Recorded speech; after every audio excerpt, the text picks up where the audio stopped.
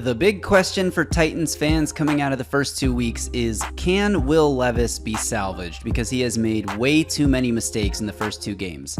Welcome back to the Music City Audible YouTube channel. Justin Graver here with another film breakdown, our first film breakdown of 2024. Today, what I want to break down is every time that Will Levis was under pressure in the game on Sunday against the New York Jets. So we're going to use NFL Pro here to look at the all-22 footage of the 21 plays when Will Levis was under pressure in this game. That's how many next-gen stats cited him with. So going to try to keep this pretty brief and as brief as I can, going through 21 different plays. And also, we're going to look for signs of reasons to hope that Will Levis can turn things around here, because after watching these plays, I actually think he was better overall than many people are giving him credit for coming out of this game. So the first play here was on 3rd and 2. It was the Titans' first possession. This was the first pressure, and Will Levis ends up being sacked. On this play, I think Levis makes a mistake. So we'll watch it really quickly here. He wants to get the ball out there, and then he doesn't. So why does he not get the ball out there? That's the big question. We're going to pause it here. What we've got going on at the bottom of the screen here is a little rub concept between Hopkins and Tyler Boyd, where Hopkins is meant to distract the outside defender so that Tyler Boyd can break outside. See, Hopkins comes across the face of that bottom screen defender here. Hopkins going to cut across the face of this defender. Boyd's going to run up and break outside right at the sticks. The idea is that this little rub is supposed to create a free release for Tyler Boyd and give him the space he needs to convert this first down. So now we can watch that play out. There's Hopkins creating that rub. There's Boyd breaking open. He's got leverage on the defender to the outside. This ball should be out right now. I'm not sure what Will Levis is seeing, if he's afraid of this curl defender in the middle of the field jumping the passing lane, but that should not be an issue. There's plenty of space to get this ball to the outside here as Boyd breaks out right past the sticks.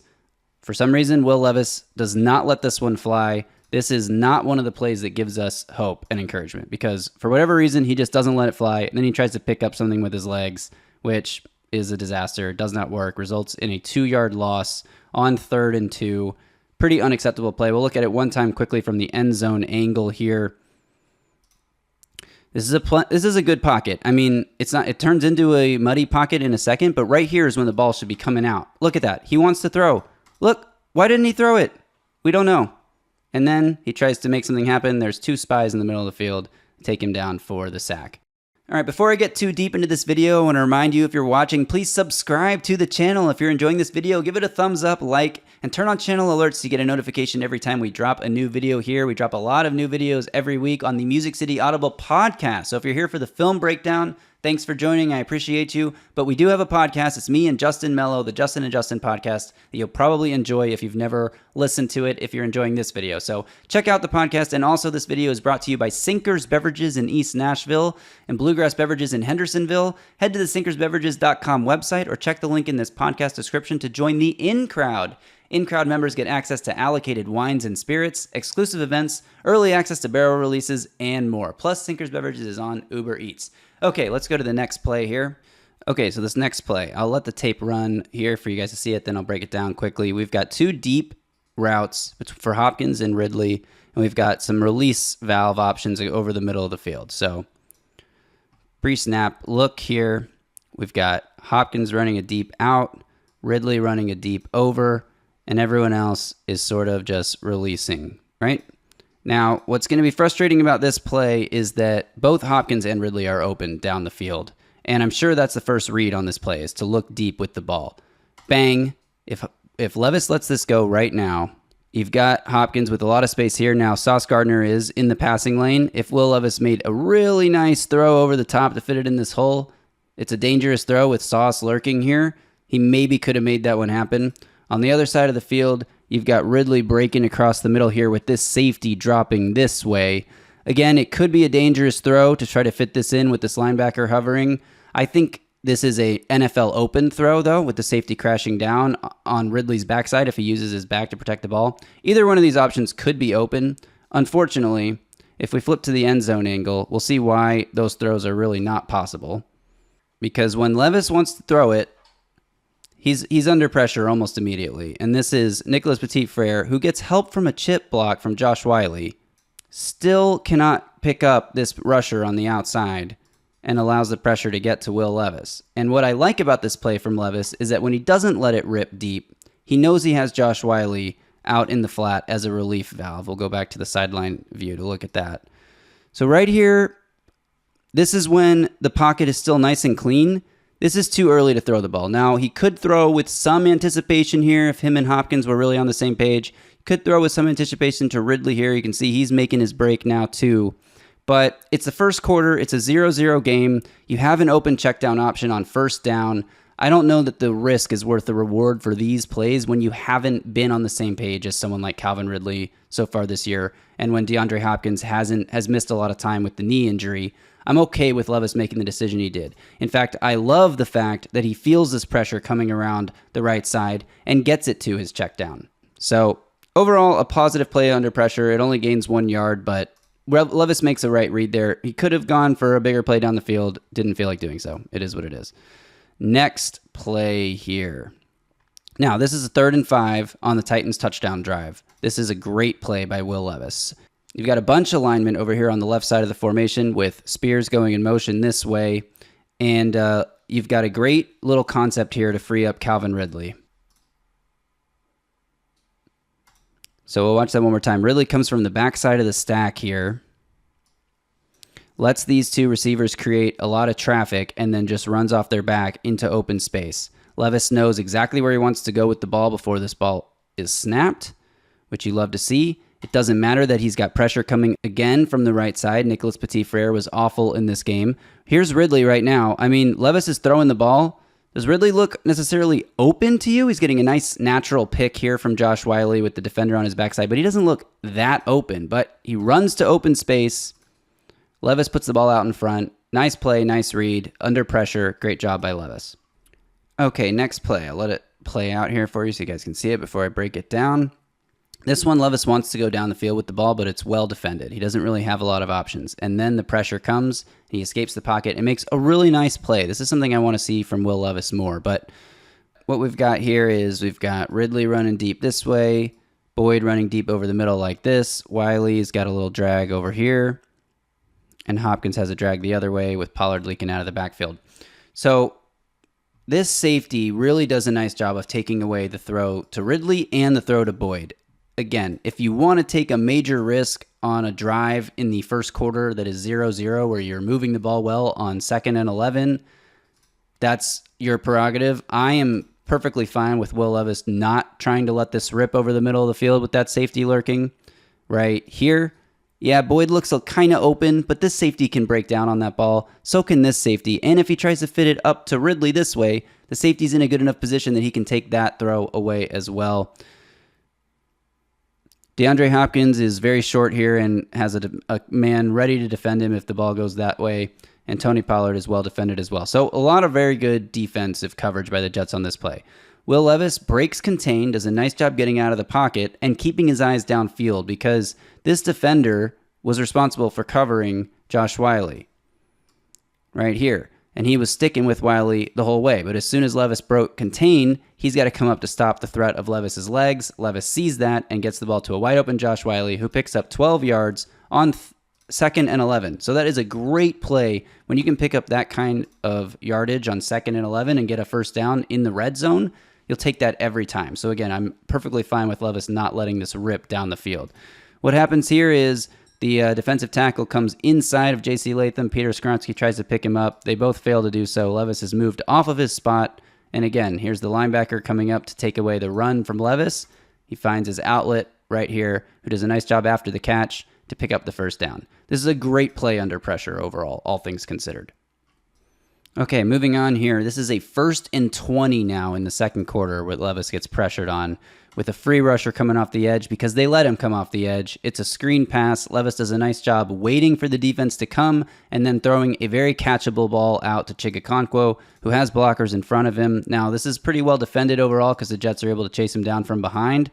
But you pick up, 8 yards, which is a nice gain here on 1st and 20 to set up a more manageable 2nd and 12, second and 13. Pretty good job under pressure, but of course this pressure is designed to come because that's the whole point of the screen, is to get the defense running up the field and then throw it right over their heads. We won't spend too long on that one. Next play is the next play. Second and 13 now. We'll let this play out. Another play action pass. And again, Nicholas Petit-Frere completely abused around the right side. Levis actually does a great job. We're going to take a look at this one from the end zone cam, of stepping up and navigating the pocket, feeling the pressure, and getting out of it. This is something he struggled with immensely last week, where he was drifting into pressure constantly and not feeling it when it was coming up from behind him. Think of that strip sack. On this one, granted, this is on the right side, so it's not his blind side. His head is turning towards the side of the field, but he does a really nice job of sensing this pressure, stepping through it, using his strength to get away from the rusher, and finding his outlet for a nice 6-yard gain. Sets up a 3rd and 7, which isn't an ideal spot to be in, but after a 1st and 20, I think you'll take 3rd and 7 as a manageable, convertible down and distance. All right, so Titans drive down the field. They avoid a pressure situation until 3rd and 6, 3rd and goal from the 6, and this is the disaster play of the game. This is the play everyone's talking about. This is the play that this is the reason I'm even making this video, is because I'm making this video to say, can Will Levis be a successful quarterback? Because of plays like this, people are saying, no, he cannot. And I have no defense for this play. This is a horrible, horrible, boneheaded, idiotic play. We can watch it from the sideline view. We can watch it from the end zone view. I have no analysis for this other than to say, don't ever do this again, Will Levis. This is just mind-numbingly stupid. Takes 3 points off the board. You can eat this sack and take the field goal, but don't bowl the ball to your running back who's not expecting it backwards so that it results in a fumble. It's just horrific. Let's move on to the next play. This is Will Levis's interception to Treylon Burks. And this is another one where Levis makes the wrong read, and I will not defend him on this play. What I will say is that Treylon Burks has got to do a better job of not allowing this to become an interception. It's 1st and 10. You can take the incompletion and live with 2nd and 10.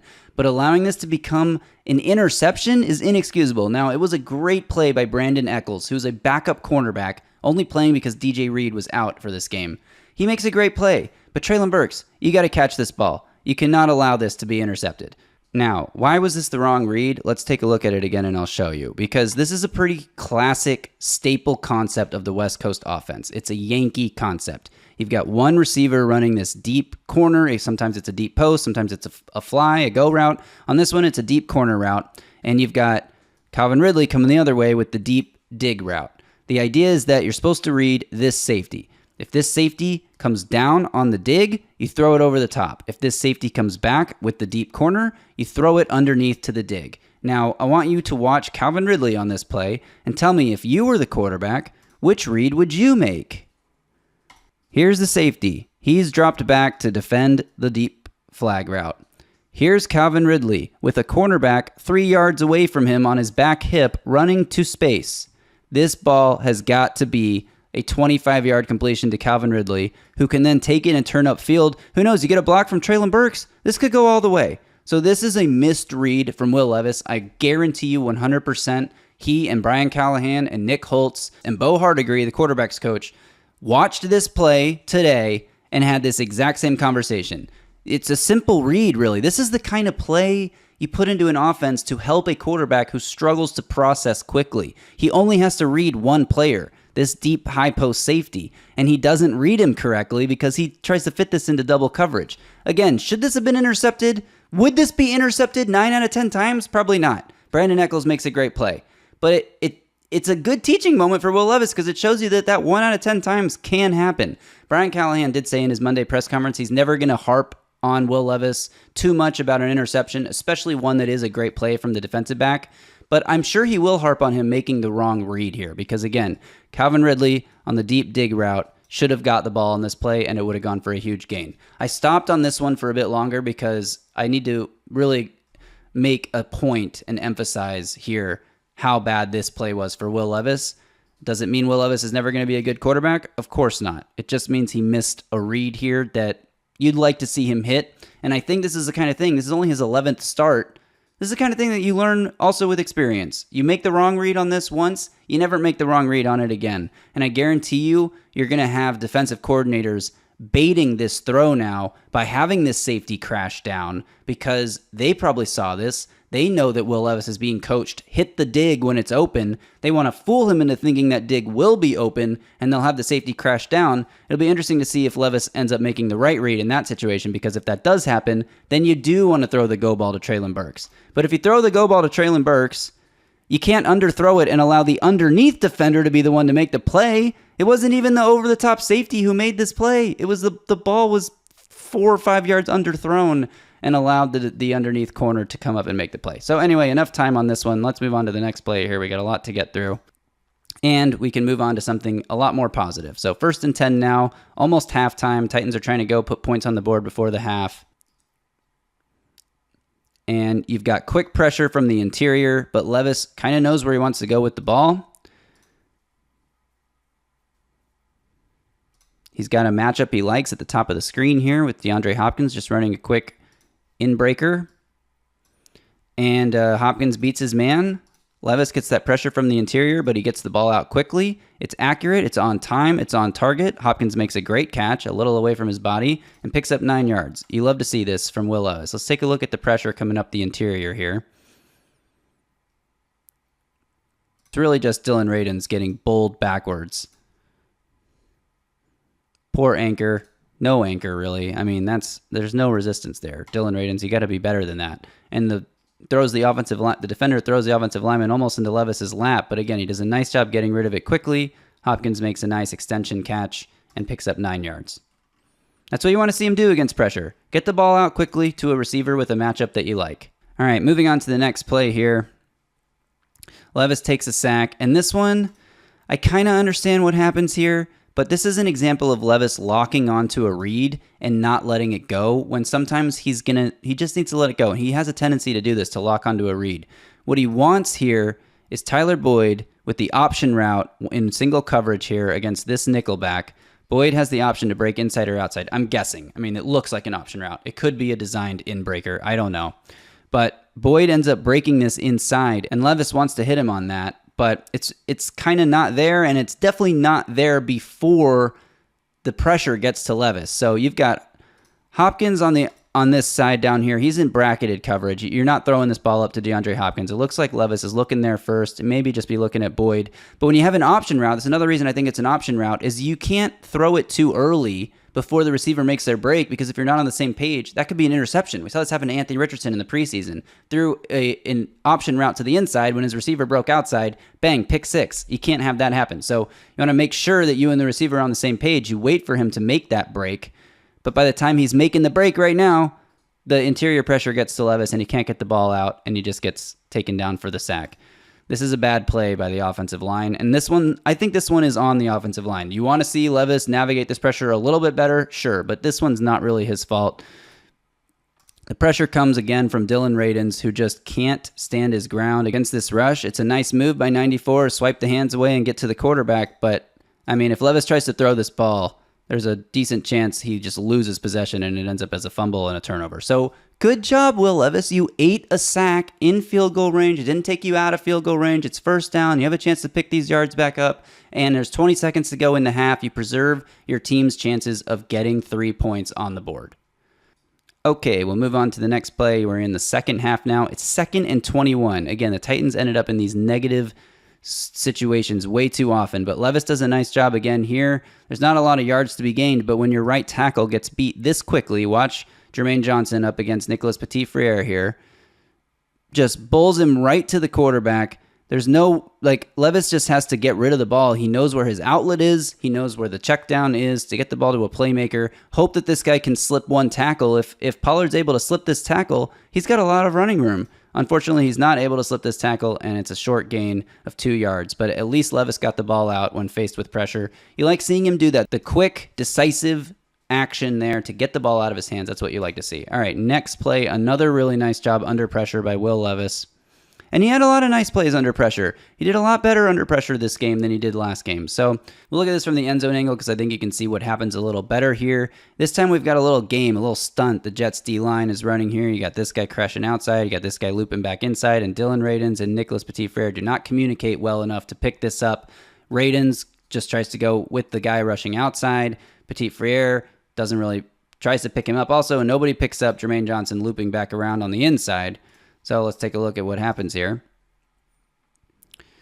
D lineman comes down, edge rusher comes around. Levis feels the pressure and gets out of the pocket, has a release valve, knows where it is, finds it, gets it to a guy with open space. Not sure why Chigakonkwo ran right into the defenders here. I mean, can someone explain this to me? Well, you got all the space over here. He runs right at the defense. Whatever. Pickup of 8 yards. It's 3rd and 19. This is a pretty hopeless situation anyway, especially when you get instant pressure like that. But Levis does what he can here to make this bad situation at least a little bit better. All right, next play. This is another nice read by Will Levis. Again, this pressure, I'm putting pressure in air quotes. This pressure is intentionally invited from the offense because it's a screen play, but it gets blown up immediately, and you see Will Levis make the good decision, not put the ball in harm's way, to just dirt the football, because if he throws this pass to Tajay Spears and Spears catches it, he's losing 10 yards or maybe 5 yards. I mean, he's losing a lot of yards here on 1st and 10. Just dirt the ball, live to see another day. I like the read. I like the decision here from Levis to just let this one hit the ground. So another nice job under pressure, a quick decision, and he makes the right decision. More often than not, when faced with a situation where he has to make a read, a quick decision, he made the right quick decision. There were a handful of times he obviously made the wrong decision, the interception, the fumble. But as long as you continue to reduce the number of times you're making the wrong decision and increase the number of times you're making the right decision, you're making progress. So I think we saw progress in this game. Obviously, you've got to cut out the boneheaded turnovers. Nobody's disputing that. But we did see a lot of progress, and I'm interested to see how things look next week. This is another nice job from Levis getting out of pressure. I'm not sure what this pass concept is. I mean, this is not helping your young quarterback at all. You've got like an all spot stick route here. Nobody runs a route further than 5 yards down the field. It's 3rd and 1. I get it. You're just trying to pick up a quick 1 yard here through the air instead of keeping the ball on the ground. Might have liked to see them keep the ball on the ground here. Will Levis says, I will keep the ball on the ground. He escapes contain here and picks up a huge chunk with his legs. I think we have to watch this one from the end zone camera because of what happens on this play. So you got the motion. You love seeing the motion concepts here. You know it's zone coverage because nobody runs with Tony Pollard on this motion. There's some shifting here from the defensive alignment of the linebackers, but no one runs with him. So you know you got zone coverage.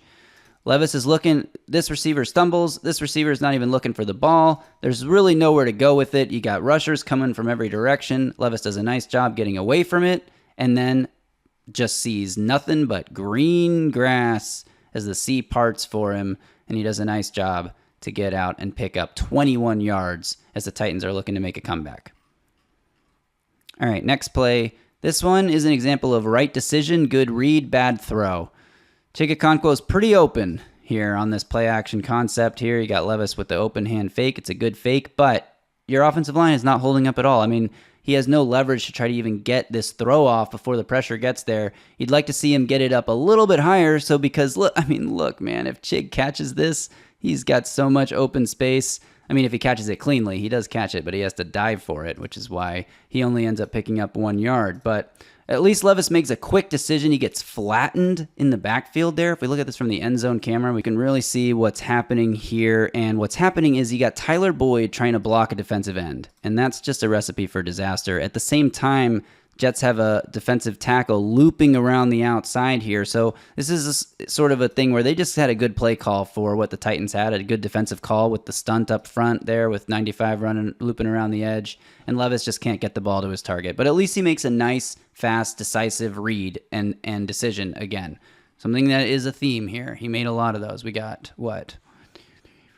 We got 6 plays left. Okay, let's see if we can fly through these last 6 plays because I really want to get to the last 3 where we see the need for improvement again. So here, Levis again does a nice job navigating the pressure, stepping up in the pocket, climbing the pocket, and finding his release valve. Let's take a look from the end zone cam here because, again, Levis is under almost immediate pressure on this play. As, who is that? Lloyd Cushenberry, yes. Lloyd Cushenberry does not hold up well in pass protection on this one. He just gets abused. Pressure's coming quick at Levis. He does a nice job. Climb the pocket, and then find the release valve before it's too late. I think this is what he was trying to do on that horrific turnover earlier in the game, but this time he's throwing the ball forward, so if it lands on the ground, it's not a live ball, and he's got the release valve there. They only picks up 2 yards on 2nd and 8, but now it's 3rd and 6, as opposed to taking a sack there and it's 3rd and long, or turning it over, which is the worst case scenario. So anyway, it's a tie game, 17-17. You get the ball to your check down. You live to fight another day on 3rd and 6 with 9 minutes to go in the 4th quarter. I think this is another good decision under heavy pressure. All right, this is the one where he tries to go deep to Calvin Ridley, and Ridley, it's just overthrown again into double coverage. I don't know that Levis makes the right read here because this safety, this safety has this deep half of the field, and he's backing up into this direction, and Ridley doesn't even have a step on his man.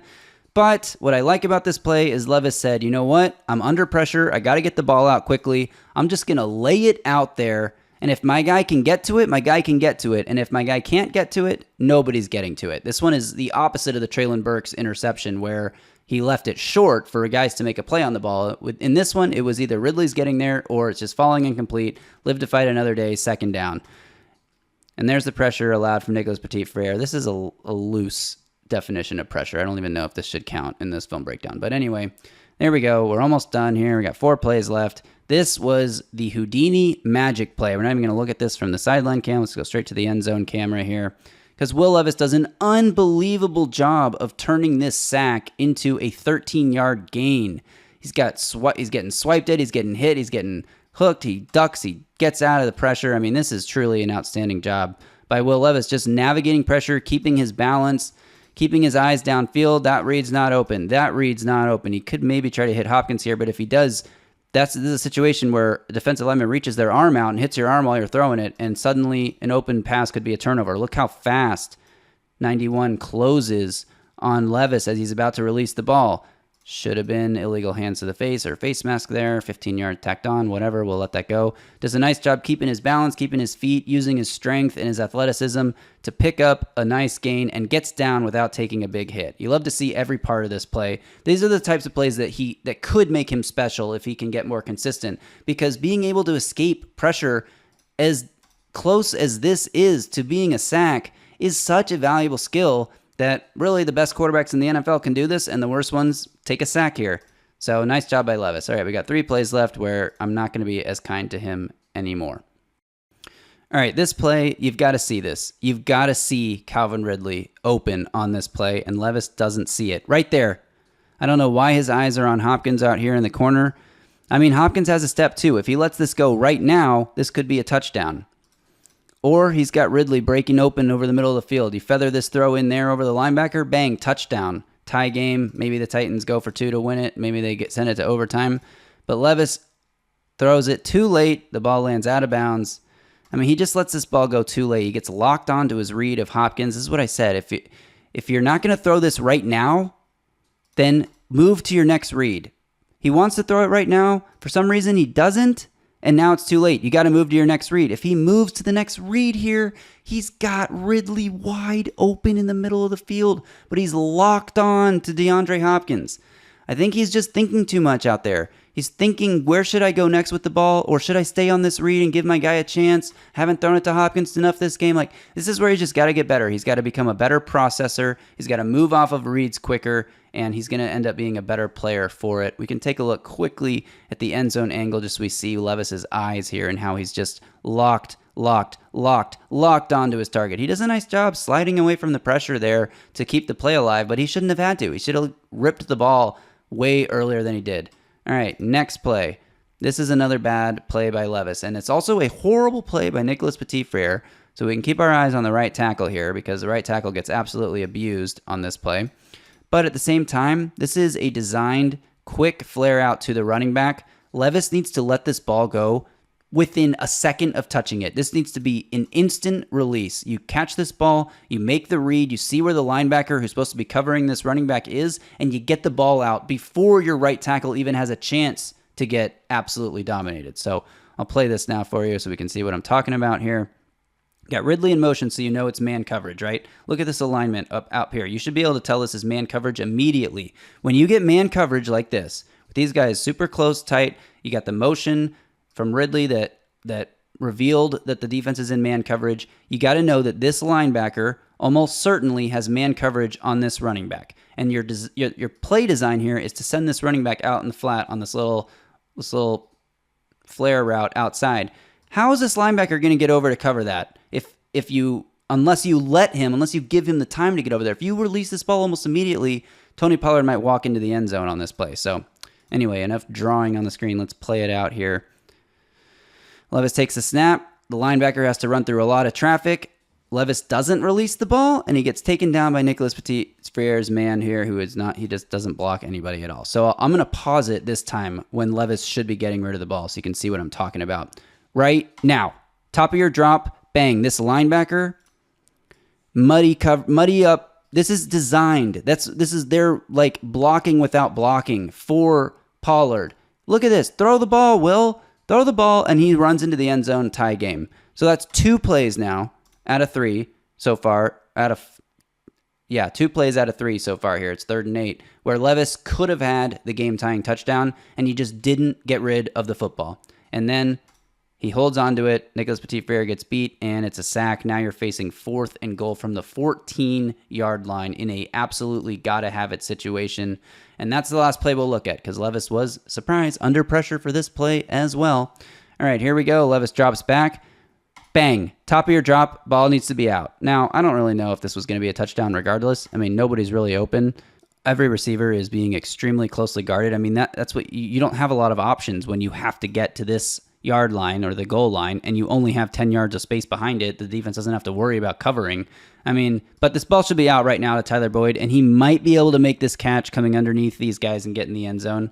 Ball is late coming out, and the result is that it's a contested play. So one more time, when should the ball have come out, right? Bang, top of your drop, ball's got to come out. You can't take that extra hitch and then throw it because it's too late. So you just got to be a faster processor there. But overall, in this game, I saw a lot of plays that, again, give me some confidence that Will Levis is getting better at navigating pressure. Look, this isn't going to be an instantaneous thing. He's not going to go from a quarterback who was really bad under pressure, really bad at navigating that stuff in college, a really high pressure to sack conversion rate. He's not going to go from that guy to an insane Tom Brady level pocket manipulator overnight. It's not going to happen in one game. It's not going to happen in one season. You want to see steady progress and steady growth.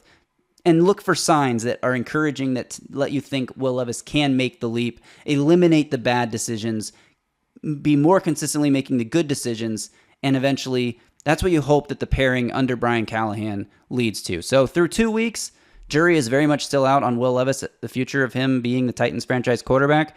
But I think there were enough good plays in week 2 that give me hope that he is getting better, and I'm interested to see how he does against maybe a less... Well, I don't know. The Packers are a good defense, too. I'm interested to see how he does against Green Bay next week, and I'm really interested to see if we get a third Will Levis hilarious meme. So thank you all for watching. Really appreciate it. Make sure you are subscribed to this channel, the Music City Audible Podcast. Give this video a thumbs up, like, and turn on channel alerts to get a notification every time we drop a new video. Justin Mello and I will be back soon on the Music City Audible Podcast to preview Titans-Packers with a great guest coming on, so make sure you're there for that. Until then, y'all stay safe out there. And tighten up.